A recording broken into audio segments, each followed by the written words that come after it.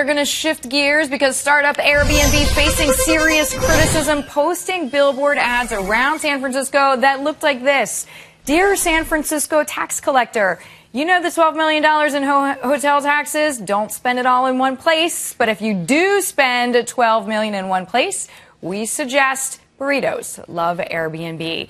And another, Dear Public Works, hope you use some of the $12 million in hotel taxes to put escalators on all the hills. Airbnb apologized for the ads, saying the intent was to show the hotel tax contribution from our hosts and guests, which is roughly $1 million per month. Airbnb's statement continues. It was the wrong tone. We apologize to anyone who was offended. These ads are being taken down immediately. California Lieutenant Governor and former San Francisco Mayor Gavin Newsom with me now. So, Mr. Mayor, yes. I know that's your former title, yeah. But with your city, Brian Chesky, you know him well. Yeah. That is the founder of Airbnb. I mean, he did the right thing. He came out and he apologized. Yeah. But it does show this tension between the increasingly wealthy 1% of the tech community and everyone else. Yeah, I mean, I think the backdrop of this, it wouldn't be a news story necessarily, a tech company coming out with some ads that would best be described as dumb. They've described them as dumb. It was smart to recognize that, to pull them down. But the backdrop is, as you suggest, we're at the tip of the spear, San Francisco, in the old economy and the new economy, platform thinking versus machine thinking. Something big is happening in our economy with the share economy, the participation platforms like Airbnb.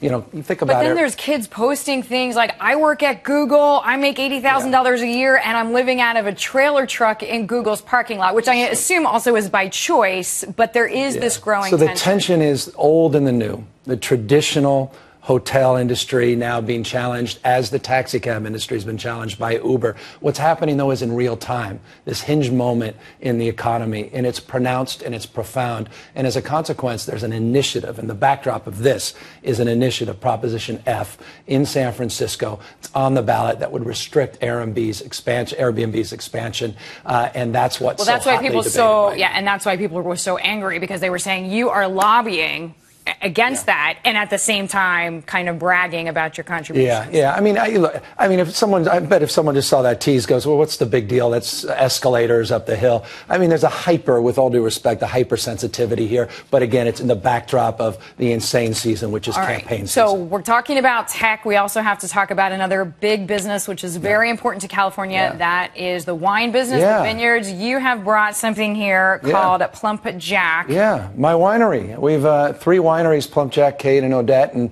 so a little self-promotion here. A politician who actually has some business experience. We're very proud to have 18 small businesses, and one of them is Plump Jack. But it goes to the broader issue of California's economy being so multifaceted.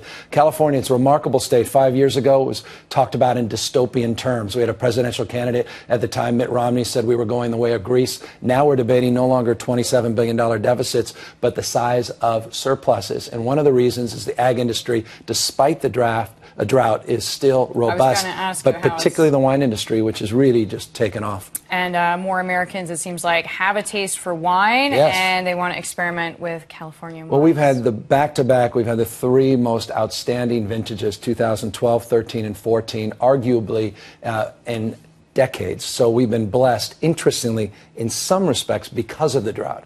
And that's not a sustainable model, but because it's been so dry, we haven't had any late rains, we haven't had any big issues. So the wines coming out of Napa are described objectively in the last 3 vintages as literally the best, arguably, in our history. So it's a great time to be in the business. It's a $25 billion a year business. 90% of the wines in the United States are produced in California. And I'll say this to the French, we're happy to take you on any day of the week. All right, there it is, the gauntlet thrown down from vineyards and the wine business to tech. Thank you very much, Lieutenant Governor of California.